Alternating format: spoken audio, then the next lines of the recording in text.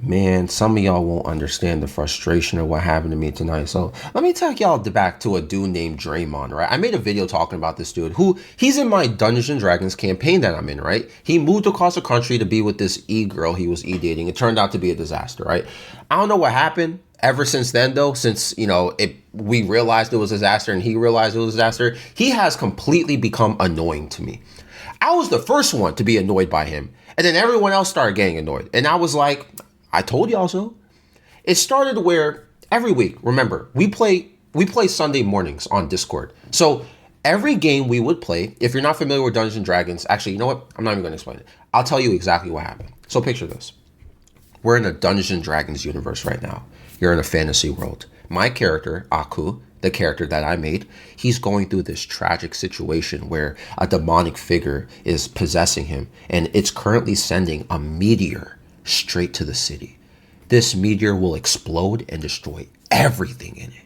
So my character right now, he's in a trance. The demon put herself and my character in this protective magical bubble as she's focusing on casting the spell that is supposed to blow up the whole city. Everyone else in the group, their family, their loved ones, their history, their home is located in this city. This is nerve-wracking. Imagine you turn on the TV right now in real life and you hear news, a huge meteor is about to blow up the country and everything is about to get wiped in 5 minutes. Imagine that happens. Like, life is over for y'all. Throw away all your ambitions, throw away your friendships, everything will be gone and exist in 5 minutes. But my character and the rest of the players, we're in like another dimension while this is happening, right? While we're seeing the meteor. So we won't be affected by the meteor. However, everyone in the city will be, which again, has our family, loved ones, home, and everything. So my character, he's struggling to break out of this demonic influence and trance. And everyone else is in the campaign. Everyone else in the campaign, their characters are like, wake up, hey, yo, hey, look what you're doing, look. And they start attacking the magical barrier to stop the meteor and the spell. Everyone has a sense of urgency. It's getting intense. It's getting emotional. No, I don't want my family to go. This is crazy. No, we can't let this. Everyone on Discord is going crazy right now. Besides one guy, Draymond. So my friend in the campaign, he notices this and says to Draymond's character in the roleplay, yo, your wife and your family is in the city. Help us break the barrier. What is wrong with you? Don't just stand there. And he's like, you know what Draymond says? He's like, yes. Let me see what's in my inventory. Yeah, I have a quarterstaff, but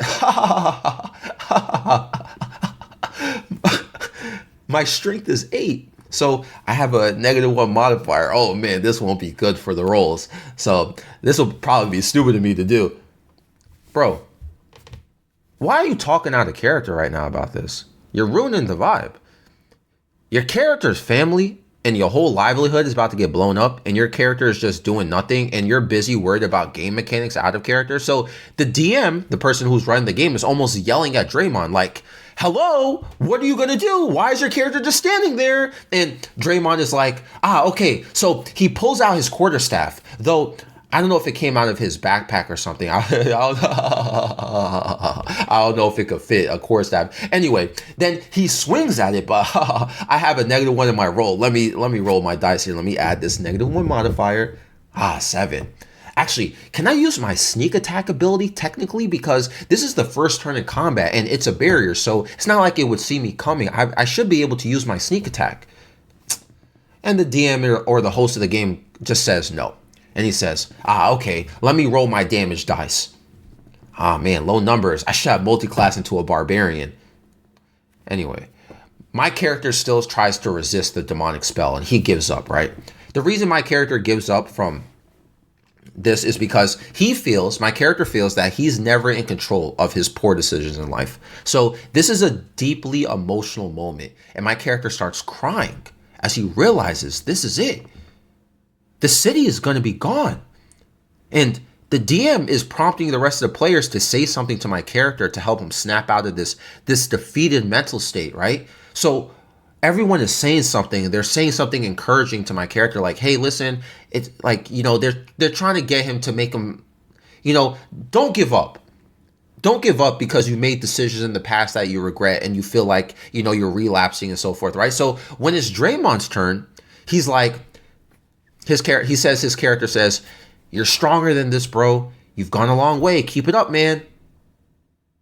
And then his character does an awkward laugh. And it's like crickets right now in the voice chat. Like, what are you talking about, bro? So, anyway, because nobody's able to stop my character, boom, the meteor lands, the city blows up. And we all wake up on top of a mountain at night. And we see from a distance, it's nighttime, but the sky is like bright because we see the city that all our characters grew up in, everything we built, the friendships and bonds we made with everyone, the times we helped those in need, the fact that we nearly spent a year in this campaign in real lifetime. I've been playing every Sunday for nearly a year now for this campaign, for this story that we built, right?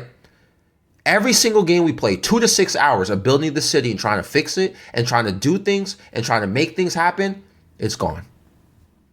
The city is gone. It's on fire. It's in shambles. It's done. And all our characters are just standing there. And every character is going through their own personal reaction. You know, my character bows his head and he feels guilty. He just committed. My character just committed one of the biggest destructive events in history. Because he wasn't mentally strong enough to fight against his own mind. The shame, the guilt, the burden he feels, it's overwhelming to him. So my character, he turns to my friend's character, and my character said to his character, draw your sword. And my character said that because he's asking to be sacrificed. Like, you know, he just sent a meteor to the city and just destroyed like hundreds of thousands of lives right now, millions of lives, really. So you know what? Draw your sword. It's just end it, you know? This is a very emotional moment. My character wants to accept his fate for what just happened. And we're role-playing this. We're deep in character. We're talking back and forth, immersed in the story situation. And then Draymond says his character, quote, Draymond said his character is looking at the city basically burn. And he says that his character chuckles in a broken way. And then his character says, I vouch now as a paladin to heal all those who have been hurt by that demon who destroyed the city. And then he starts talking out of character about how he's going to change to a paladin now with an oath to only heal people because he was upset his strength was a -1. If his strength was higher, it would have destroyed the magical barrier. And he wants to get the extra abilities for this character and this and that. And then he wants to be proficient in this weapon and that weapon. Dude, we're in the middle of a game. Your family just died. Your home is destroyed. Your wife is in ashes right now. And this is what your character says and does? This is how you're treating the seriousness of this storytelling out of character?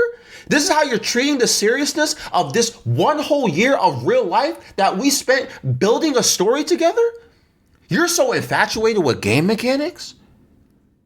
Like talking about sneak attacking a magical barrier because of mechanical rulings. Like, bro, goofy, bro. Nobody responded to him, though. We literally all ignored him. And I just went back to role-playing with my friend's character, right? My character and my friend's character. And, you know, both of our characters, we had a very emotional and personal moment where, you know, my character comes to the realization that, you know, he wants to make things right. And he doesn't want to be remembered for the tragedies that he has caused, but he wants to be remembered for how he tried to fix it, for what he did to make it better after that. It's going to be a long pathway, but he's going to do it. So again, we're doing this in character, where our characters are interacting and doing this. And then the campaign ended. That was it. The book got closed. A whole year of Dungeons and Dragons every Sunday morning. We finally reached the end of it. And right now, we're all like shooken up on Discord right now, you know, because this was sad. And it was a rough ending. But it was a great story. And Draymond, who can't read the room, it seems, starts talking about, he starts talking out of character. Like, we're just like, dang, man. Like, you know, everyone in Discord is like, man, wow, that was great. Yeah. Wow, you know, I'm really sad, you know. I can't believe it. I can't believe that happened. And then Draymond goes, I'm going to be a redemption paladin next time. I'm going to focus on divine sense and a sacred oath. And I interrupted him right when he said that. Like, he just said like 2 sentences, and I said, all right, I gotta go. And I just left voice chat. I just closed Discord. The guy ruined it, you know? Like, we were all talking about it on a separate Discord server like 10 minutes later, and we all agreed that, yo, he has an issue where, and I've complained about this numerous. Remember how I started this video? I said that I complained about this before, and I told y'all this. This guy, Draymond, is super smart. I think Draymond is very, very smart when it comes to game mechanics. He knows Dungeons and Dragons to the T. You know why? Because he either just plays video games or all he does is play Dungeons and Dragons. You know what I'm saying? He's like in like 6 campaigns. Like, this guy, he literally is just on his computer all day playing Dungeons and Dragons, really. And then otherwise, you just, you know, I don't know. But he doesn't care about anything else besides being a rule shark, besides being a technically type of guy. It's completely distracting. And it's not fun when this guy is constantly talking out of character and we're trying to storytell. And we've spoken to him about this before, too. So the DM said that they're going to take them out if we continue that another part of the campaign. So he's gone, right? We're going to find another player. Everyone was mad about this. Everyone was like mad at him about this. They're frustrated about this. So here's why this is such a big deal to me. For people who don't play Dungeons and Dragons or D&D, whatever, and you don't get like, Aku, why are you so worked up about it, bro? Like, you know what I'm saying? It's a game. It's just rolling dice. It's Dungeons and Dragons, the nerdiest game of all time. The reason why this is frustrating is because when people play this game, especially those in this campaign, this group, it's an escape. We're in a virtual world with virtual characters, and we're taking a break from real life to play in a virtual world. I'm playing Skyrim in the background, bro. It's the same thing if you don't get it. It's the same thing if you play roleplay games, Fallout games, any roleplay games like Fallout games or whatever. You make a character, your character has a story or a background, and then you get lost playing their story in the game. You escape reality. It's a way to relieve stress. It's a way to enjoy another reality beyond the reality we're living in. Life is hard. Life moves fast. This is why people love roleplay games, to immerse themselves. But it's hard to do that when you got this goofy out here doing this. Anyway, I'm just ranting about it. I'm just frustrated. I felt like the ending just got ruined, you know what I'm saying? I'm not mad that the city like blew up. It's part of the story, you know. It happened. You gotta live with the decisions your characters make, you know what I'm saying? That's the whole point of Dungeons & Dragons. You build as you go along, you know. But stick to the plot, bro. You know what I'm saying? There were points in the ending where, seriously, when we were role-playing and during the ending, I was gonna cry in real life because it was so intense and emotional, the storytelling. Then this goofy starts talking about game mechanics and starts talking out of character, like, seriously. Anyway, maybe I'm being too harsh or we're taking the game too serious. I don't know. I've dealt with him doing this for numerous games. He was spoken to about it. He don't listen. I just think he's just not meant for our group. Maybe it's just that simple. What do you guys think? This episode is found on Spotify and YouTube. I'm out.